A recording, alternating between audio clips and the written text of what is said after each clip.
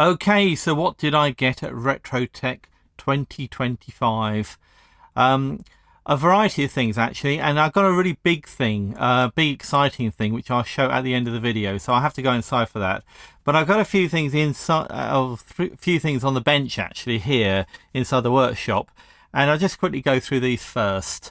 And now, if you don't know, RetroTech is a show that happens in the UK once a year, and you can buy things like gramophones and phonographs and bits and pieces that go with them too. So here's a few small items, but as I said, there's a big one at the end, and I'll move the camera inside the house and we'll have a look at that too. So anyway, what do we got? I suppose in order of purchasing, I think the first thing I bought actually was this. I mean, this is, what is this? It looks like a top hat. It's actually a container for fibre needles, and it's an IM one. I don't know what IM stands for actually. I didn't buy this Pointmaster, IM Pointmaster, at that show. I bought this in an antique shop a long time ago. But this is a sort of needle box that goes with it, and this would have contained the needles that were used or that could be used, the fibre needles. And I've had this a long time, and I've actually got another one of these, which is on loan from all my 78s. And I've been supposed to be sorting that one out for a long time, and I've really struggled actually to find sort of rubber rings which work well with these. So there were no rubber rings to be bought at RetroTech. I did ask, but I did get a little box. So anyway, so this will appear in another video along with the one from all my 78s, and I will also talk about this a bit more and show some fibre needles. Anyway, that was that. What else did I get? I got this little His Master's Voice fridge magnet. It's not vintage or anything, it's just a metal fridge magnet. Somebody's had these made up at some point. I've also bought, well, I suppose the next thing I bought was probably this. This is a reprinted booklet. This is about the Auxecto gramophone. This is an interesting device, very rare actually, and it uses a compressor to it uses compressed air to sort of amplify the sound. So as far as I understand, rather than the needle vibrating the diaphragm, the needle sort of acts on a valve to compressed air, and the compressed air actually comes out the horn, and it's very loud. So yeah, I thought this was quite a nice idea, and it's nice to find a little guide on it, even if it is a reprint. So I bought that. Yeah, so that's that. Plate now. Let's do this next, because this is the order I bought things in. This is a little packet of Tux postcard gramophone records. There should have been 4 in this pack. You can see on the back there are various different ones that could be had. In here we have got number 2, I think that is. It's got a little record on the front. Yeah, you don't really get to see much of the postcard. Later versions of this by other manufacturers actually had sort of transparent records, so you could at least see the picture underneath, but this one doesn't. And this one here, this is number 3. So this is Bonnie Banks of Loch Lomond, is this one. And yeah, I suppose underneath that picture, underneath that record, probably is the Bonnie Banks of Loch Lomond. And this one was actually, what was this called? The Banks and the Braes. So we have another look there. So anyway, they could be quite fun. I've never come across these before. although they must have made a fair few because I've looked them up, and certainly there are records of them online, or references to them online, and even some for sale. And the last thing I bought, well, no, not the last thing I bought, the last of these very small things. I've got a slightly bigger thing here, but not the big thing. There's another big thing which I'll get to once I get back into the house. The last of the sort of small things is this plate here, which is actually more to do with radio than it is to do with gramophones. You've got the small child in bed with the headphones on, and I think the headphones are on the doll too.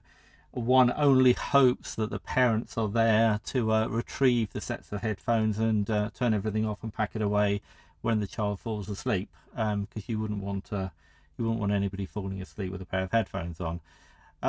But yes, quite a nice little sort of listening at bedtime plate. You've got a gramophone horn up here, which is not dissimilar. Sorry, a radio horn up here, which is not dissimilar to the one that I've got. A couple of pictures of children and dolls with headphones on. A vintage looking radio there, and I think that's probably, I'm not sure what this thing down here is. I mean, it kind of looks a bit like an Enigma code breaking machine, because it's got like a little typewriter thing in it, but I'm sure it's not. So yeah, I'm not quite sure what that is, but anyway, I thought that was quite fun. And that's the label on the back as well. So yeah, it's not in perfect condition, but I've never seen anything like it, and I do like sort of like little China gramophones, little models of gramophones, and I've got one or two with which are radio horns, and I thought this plate was quite nice. I've never seen a gramophone plate, although I do have another piece of crockery with a gramophone on, which will appear in a future video. But anyway, I thought that was worth having. So if I just sort of move some of these things out the way a little bit.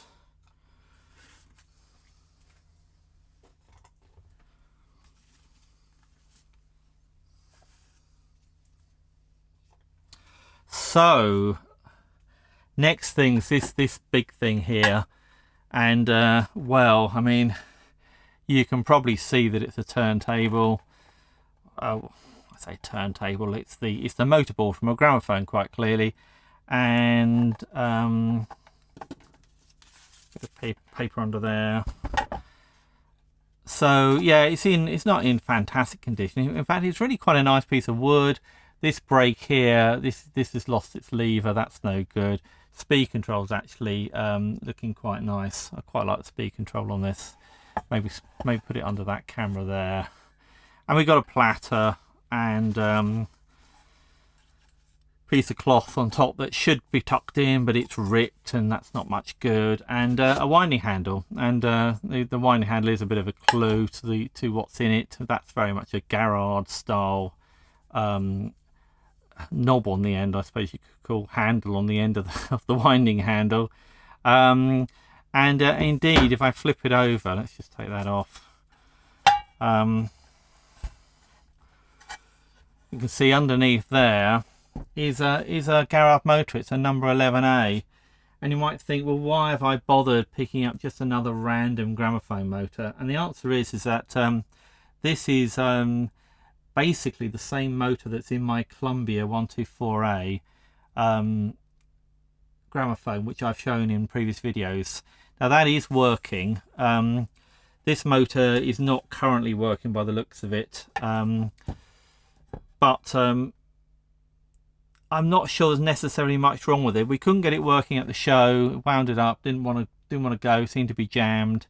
So I actually got this very cheaply, but I'm relatively hopeful that I will actually be able to get the motor running. I mean, we'll see.